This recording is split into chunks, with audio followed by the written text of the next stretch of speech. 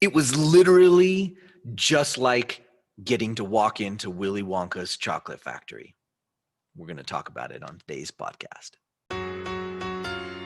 I've spent the last 20 years studying, teaching, and coaching people to find their greatness and take their lives to the next level. Along the way, it's become evident that emotions are at the root of everybody's successes and failures. Worry and fear are the enemies, and it's time to forge the armor and earn the tools to overcome the two things that could single-handedly destroy your future. Hi, my name is Michael Johnson, and I'm a life coach, a peak performance trainer, and I'm the emotions guy. It's time to take back control of how you feel, control of how you act, and control of how you experience life. It's time to become a lifer, a new breed of overachiever focused on living every minute to its fullest. We are responsible for how we feel, and no one and no thing can make us feel anything. Emotional mastery is our journey, and emotional education and intelligence is the key. We are lifers, and this is Magic for Life. What's up, lifers? Michael Johnson here with the Magic for Life podcast, and I'm excited you joined me today because we're going to talk about Willy Wonka's chocolate factory. No, not really. Just kidding. That would be so cool, though. Did you ever watch that movie as a kid? If you haven't watched it before, go watch the old one, the original, right? There was just something really magical about it. The new one gets a little kind of weird, but it's still pretty good, you know? But I had one of those moments when I was young, and I have no idea how old I was. It was too long ago. But I mean, I assume I was 8, 9, 10 years old, something like that, right? And I had one of those Willy Wonka and the Chocolate Factory moments. I had the privilege of going with my grandfather to work. Now, this seems like, the coolest thing when you're a kid. And my grandfather was an amazing man. He was an ice cream maker. How cool is that, right? Now, he started when he was young, and he was a soda jerk.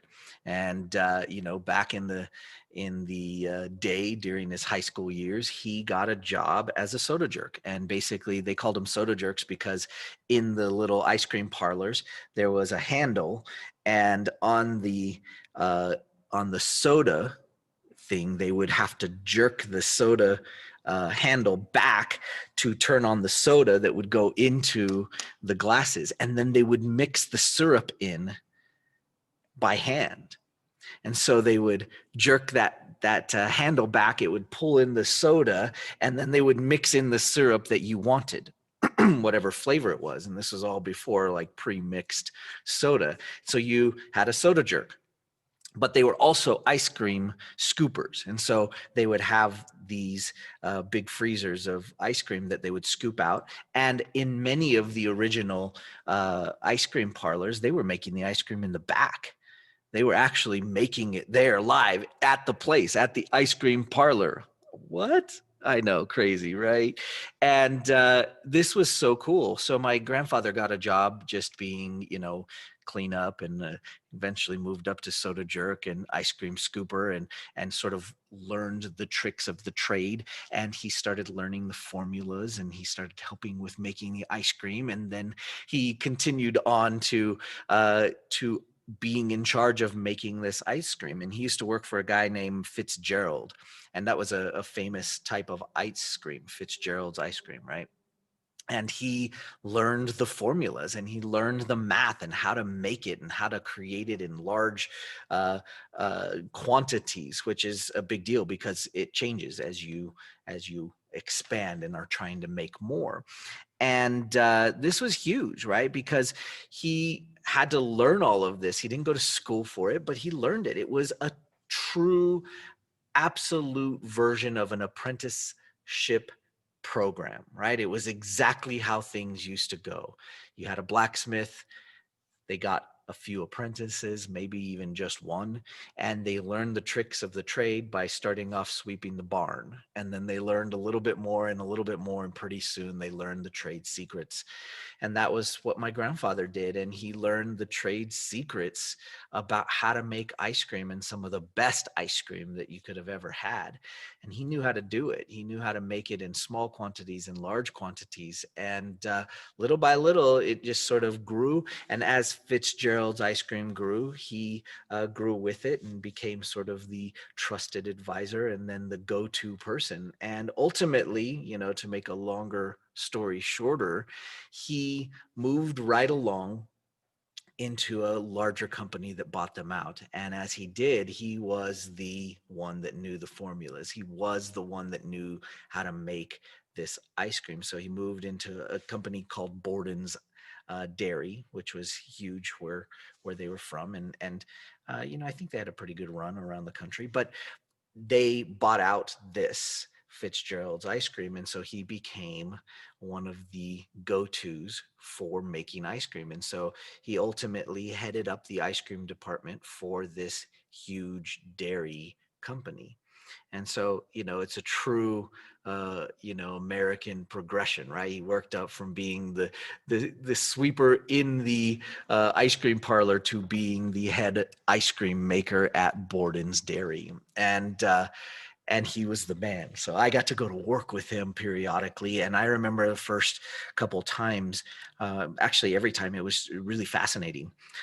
And they had production lines for making this ice cream, and it was just amazing. And the math that would go into making this ice cream turn out just right, and making it special was incredible. So I remember as a kid showing up at the ice cream plant, and it was the dairy plant really, and he was the head of that ice cream department. And so he would take me in, but we had to get our, whites on. So of course I was small, so we had to figure out something, and you had to wear your gloves, and it was all super sanitary and super wiped down. You walk in to this big, huge ice cream room, and it was, my memory of it, and I don't know if this is true now or what it was, but my memory was that it was in a complete silver room. And to me, it was amazing, right? But the room was completely silver because they wanted and needed to keep it sanitary. And so it was like, maybe it was silver and white. I don't know. I was super young. And it was so that they could wash it down when they were done. So they'd go through these big productions. There would be these massive vats of mixture. And, later on, he took on more and more of the production of other things like cottage cheese and cream cheese and different types of things. And there would be these massive vats, huge. Now, again, I was small, so everything was massive. But they would be making this ice cream, and they'd make, all sorts of different things. And I'd get to go stand at the production line and watch how it was being made and how the machines were packaging the ice cream. I got to go into the huge freezer that was amazing. You had to have these ridiculous coats with hoods and everything to go into these massive freezers because you could freeze to death. And they were huge. They were just massive rooms full of all of the stuff, the ice cream that they were keeping. But one of my favorite days and one of my favorite things was when I got to go, and I would ask my grandfather all the time when they were doing this, but when I got to go on the days that they were making ice cream sandwiches. This was super fun. Now, think about it. When you eat an ice cream sandwich, everybody kind of eats their ice cream sandwich slightly different. This is a thing, right? So you eat your ice cream sandwich, but you take a bite off the corner. Do you bite the cookie part off of one side of it and lick the ice cream off? How do you eat your ice cream? Do you peel off one whole side and then eat it like half and half, like an Oreo? How do you eat your ice cream? Do you lick the sides on both sides, turn it around, lick the bottom, right? Like, how do you eat your ice cream sandwich? Everybody has a different way of eating their ice cream sandwich. And the machines were so cool that made them, right? They're on this conveyor belt and they're flying, right? And the cookies would come flying through, and the machine would put the ice cream on, and then another machine would slap on that, and then it'd go through a wrapper machine. Well, first it would go through a quality check and then a wrapper machine. So they had it down. They had it down to making these things, and they would pop them out. They were making hundreds and hundreds and thousands of ice cream sandwiches. But the quality checkers would see if the cookies were broken, or if the ice cream didn't go on straight, or whatever, before it got to its where it got wrapped. And all of the cookies that were broken or weren't correct, they would take those out. So they had that quality check, right, where the cookie would go through before the ice cream got on it. And if the cookie was broken or if it was, misshaped or whatever, they'd pull it out and they'd just put it into a little bin. Well, they basically were going to throw those out, and they basically got rid of them, went in the trash. It's crazy, right? But my grandfather knew that there was something special about those cookies because, gosh, how good would it be to have one of those cookies without the ice cream on it? That I thought that was so cool. So when I went, I got to take the cookies that were in that bin. And so I would take with me, my grandmother would send me with a little Ziploc bag, and I'd take my Ziploc bag and I'd go and I'd be able to sort of hoard out the cookies that were just slightly off or just not quite right or broken or whatever. And so I'd have these ice cream sandwich cookies, and it was awesome. Like, they were so cool. But you know what? Just like with anything, it got old. And so after a while, as I got older, I just asked my grandfather, hey, could you bring home some of those ice cream sandwich cookies? I didn't want to go anymore. Heaven forbid. And so he'd bring them home. But, and here's the point of the story, this is my earliest memory of being an entrepreneur. And as I look back through my time through this era, I didn't realize it at the time. But what I didn't go in and do was I didn't go in and go, gosh, I wonder how I could get a job here. Gosh, I'd love to be one of those quality checkers. Mm-mm. Oh man, I want to learn how to be the boss like my grandfather. I actually didn't want to do what he was doing. I thought it was really cool. Like, he was a pretty cool man. And his job was cool with all the math and the science behind how to make that ice cream amazing. Didn't want to do that. But what I did want to do was, there were other things that the kids had at school in their lunches that I wanted, because at the time we really couldn't afford some of the fancy stuff. I don't know what was fancy at the time. It was just different stuff than I had, right? I didn't have the cool chips or the cool candies that they had or the cool whatever that they had in their lunch, but I wanted it. And so what I did was, one day I had taken, for my dessert in my lunch, I had taken just 2 or 3 or 4 of those ice cream sandwich cookies to lunch. And imagine that the other kids wanted them. And I was like, I'll trade you one of my cookies. And they're like, oh yeah, you got to have these cookies, right? I'll trade you one of my ice cream sandwich cookies for that thing that you have.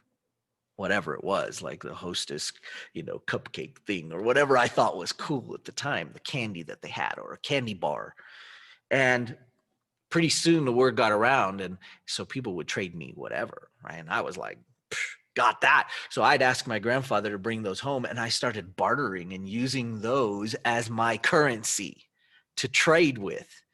This is one of my earliest memories, and I look back so fondly of it now, because it was the beginning of me heading down this path of being an entrepreneur. And there were a lot of stops along the way, let me tell you, but I had the bug, and I knew that I loved that. I loved being able to trade something that I had that I thought was great, but I was kind of over it, right? And I was trading it because it had value to somebody else. And so as I traded it with them, they traded me something back that didn't have quite as much value to them, but I wanted it and I loved it. And this barter, this trade system, this was the call of an entrepreneur. And so as we talk about this today, the reason I bring this up is because I'm curious, what was your call to being an entrepreneur? Did you have one? Do you have one? Maybe it just happened recently, because it doesn't happen at the same time for all of us. But for me, it was a real early age, and I just had this calling to trade and to be that entrepreneur. I wanted to give value in some way, and that was the way I found to do it, with my ice cream sandwich cookies, and it was awesome. Super fond memories. I'm just curious, what are yours? What was your earliest memory of being an entrepreneur? Do you have one? Can you think about it? And I'd love to hear about yours. I'd love to hear about yours. I'd love to hear it. Put it in the messages. Send us a note. You could send it to info@magicforlife.com. I'd love to hear your entrepreneur origin. Where did it come from? Right. And what was the start of it all? Because there might be some superhero powers in that we can dig out that would be super fun. So I'm just curious. What were your ice cream sandwiches? Okay, that was kind of clever. Maybe a little cheesy, maybe a little ice cream sandwichy. I don't know. If you know somebody that has an entrepreneur story that they want to share this episode with them. And don't forget to like and subscribe, rate and review us on iTunes. We would appreciate it. And we're so thankful for all of you out there listening to the podcast. Let us know. Show us some love. Let us know you're loving the Magic for Life podcast. And we'll see you next time. Hey lifers, we expect upgrades to the base operating functions of the things like our phones, cars, and even refrigerators. Why then has it not been made a priority that we upgrade the operating systems of our emotional states? We dance around the subject of emotional mastery from a young age. We have so much more knowledge in today's world, yet we're still teaching outdated methods of emotional education, if any are being taught at all. It's time for a change. It's time for an upgrade to our emotional education. Let me help you learn how to do that. Pick up your free copy of Every Minute at everyminutebook.com.